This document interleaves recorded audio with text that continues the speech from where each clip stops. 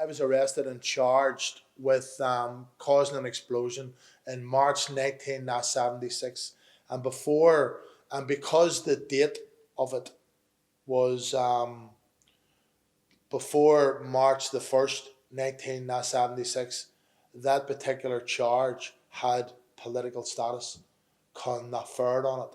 So when I went into jail, I was I was brought to Crumlin Road Jail. We were brought into a wing, which was a normal prison wing, and we were given the run of the wing because we were political prisoners. We were given the run of the wing. I was there for 2 weeks. We were then transferred to the concentration end of life, the Nissan huts and the concentration style sort of shape of the jail at Long Cash at that time. Once you were put in there, you were not the prison. There was hundreds of you in there, so the prison staff stayed outside the compound, the cage, and we had our own day within that cage. There was no particular policing of you on an hour-to-hour basis, even though the conditions left a lot to be desired. When I was acquitted 6 months later of that particular charge in 1976, I was arrested and charged with the shooting, which was actually after the 1st of March.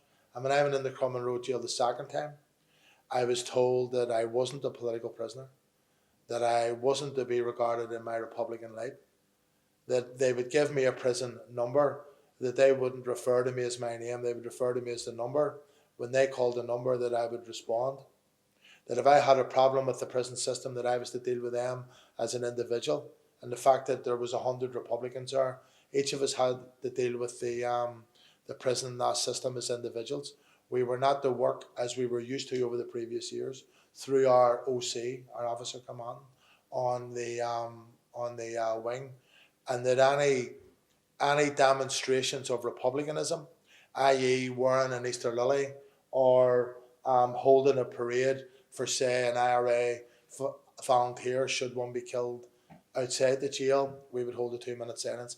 Any expressions of republicanism would be very seriously responded to in riot squad form by the prison authorities. And this was the jail actually coming in and driving the British government's criminalisation policy. So that would have meant then, on a normal day, that you would have been in. Now, they then put us in with loyalists. So there was like a couple of hundred people in the wing made up of loyalists and Republicans. There was fights every day between loyalists, Republicans. There was loyalists in for killing the relatives, Republicans in the wing, and I'm sure there was Republicans in for stuff that loyalists would have had an aversion to as well. That created a tension, day-to-day fighting. We ended up in a system that Republicans were locked up for one day and loyalists were locked up the next. And so out of every 48 hours, you would have spent 36 hours locked up, and on the other occasions out for your meal for an hour and out for what was called association for an hour. So it's very grim, tight circumstances in the early 70s and the mid 70s, during the blanket protests, right in the 81 and all of that there. So the prison regime was very tight, very controlling, very restraining, very heavy on your day-to-day life. Literally, I would say that we spent most of the time in jail right up until after the hunger strike.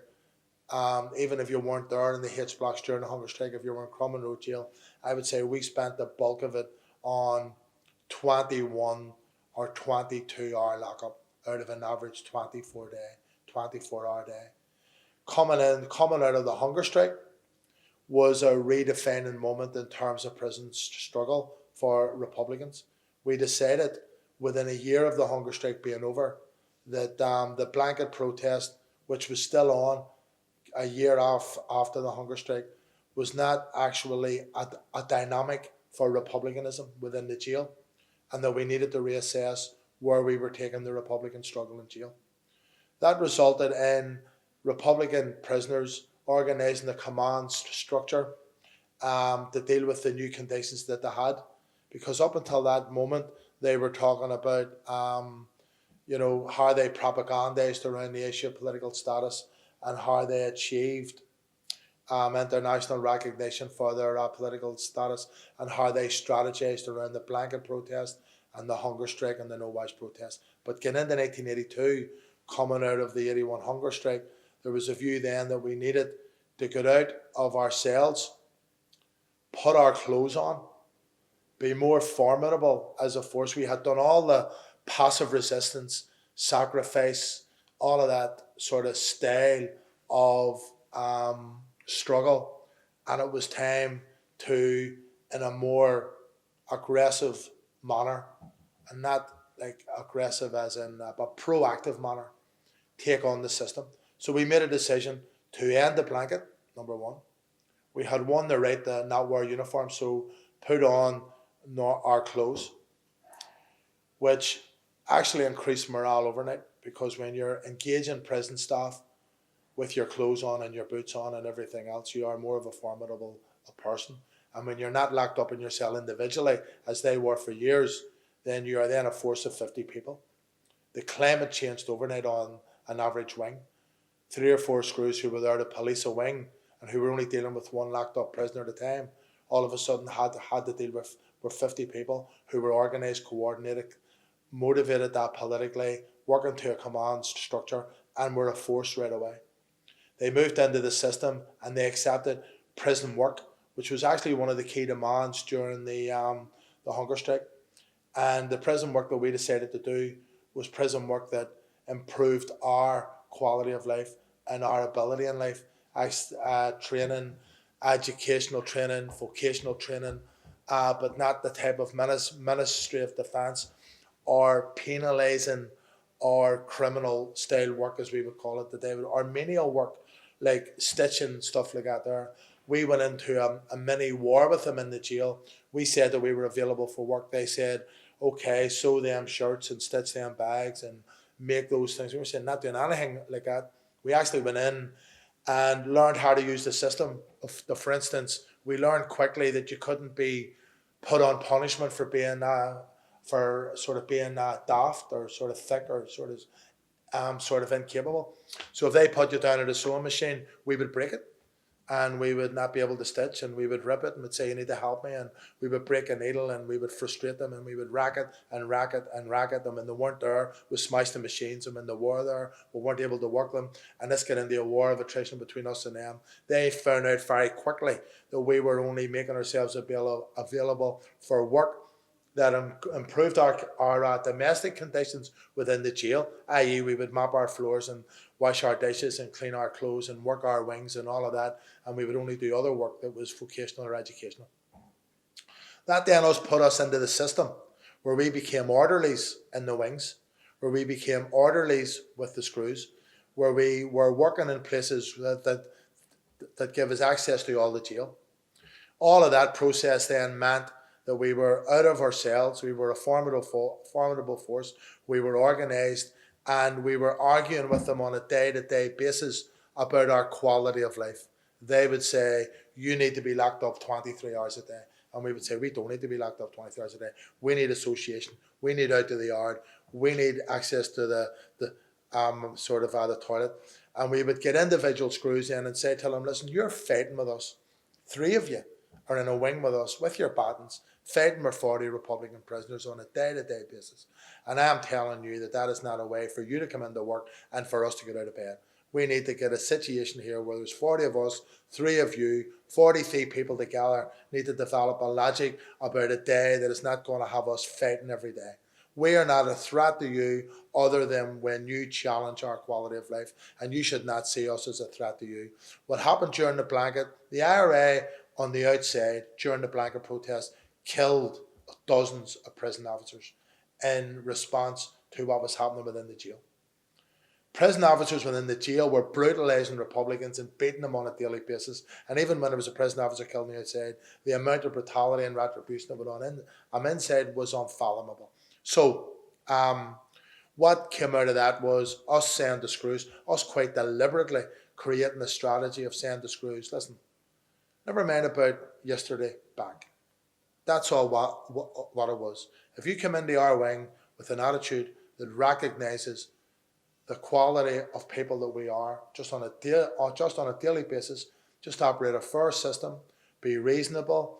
You have to keep us in jail, we accept that, but we want the quality of life in here, which you have to accept, and we can get a balance out between us. So we started a strategy of that. We also wanted to create a culture among the screws of sleeping giants. There's 40 of us here, and the system has only 3 of you working here, which actually means that any day, if we decided, you would be in deep trouble. So you don't even want the wrong climate here. So you want to sort of try and keep us a bit sweet. And we tried to create that psychological conditioning, which worked massively right across the jail. So screws were coming in to get through an easy day. Getting through an easy day was not locking me up, it was just leaving my door open. In the understanding initially that I would only come out when I wanted to go to the toilet or go up to make myself a cup of tea, and we were just creating that casualness. We also pulled screws when they used a number. My number was 845. I never used it, but they would say 845, and I'd be saying, what are you 845? And I'm a person. What are you getting on like that for? You know, why you degrading me like that? Story your visit. The name's Bobby. John, I know you're in. Why you call me by my second name? You're in here every day. You say hello to me every day, and then all of a sudden you wanna go into a formal term. I'm sorry, Bobby. Well, that's all right, John. And that's all it was. Just neutralizing it right down into a comfortable coexistence. Behind all of that, we were very determined then about escaping from jail. And the first thing that we wanted to do was, in very broad terms, improve our quality of life, whether we escaped or not. And improving the quality of life and taking the tension away on a daily basis was also for the purpose of us getting on with education, us getting on with Republican development, organising the community. If we didn't escape, we were going to be there for 10 or 20 years. So we wanted a life that was a life that you get up to within a Republican environment, that we could work a community and a community organisation within, and all of that there, and that our relationship with the screws should be outside of that. So I should be getting up every day for the development of republicanism, not to go out and fight with a screw over a key and a grill and a door. We're trying to get all that gone. So that was the mainstream reason and logic of every day. But that also meant we were putting screws to sleep. They were hoping to get an easy day every day, which was sound. The more that we made ourselves available for work, was the more that we were out and about in the jail. The mist that was over the jail was slowly lifting. The aerial photographs that you would see quite commonly now of long cash and H blocks and all of that there were never about in those days. So nobody had any real idea about where H1 was to H5 and H4, and where the jail was and where the old cache was and where the walls were and where the Ministry of Defence was, land around that, and where the British Army encampment was, where the screws' quarters were. All of that was a mist until we got out into the jail, started talking to screws. And screws are just a workforce. Screws, by and large, would see themselves as the same as the RUC and the British Army and the UDR, but the British Army, RUC, UDR do not see them like that. They see them as a bit of a Dodds Army away over there. And people who work for the prison service were, by and large, workers from the Protestant community. And when there was large periods of unemployment here, large Protestant workforces like Mackey's and Harland and Wolff and other places like that, a lot of the workforce then drifted towards the prison. And within that, you had degrees of people who were very hard and wanted to join the prison service to persecute you, but by and large, they just joined it as a job. And joined it as a job, they didn't have the level of training, caution, psyche, they didn't know how to deal with us. We were an organised political Republican force who by the 1980s, say in my case, had 11 years of experience. So we were also very formidable in that sense. So dealing with ordinary people every day allowed a substantial degree of manipulation of their inability to deal with us. And all of that, and all of our intelligence gathering and listening to professional visitors coming in and our own visitors coming in, our own movement about the jail, going out to work, being orderlies, screws loose talking, some of them coming in drunk, some of them being drunk, some of them liking individual sort of prisoners, and all of that created a world of information that demystified the jail. So it, on one hand, created a certain quality of life which we built on, and it also created the conditions for the escape.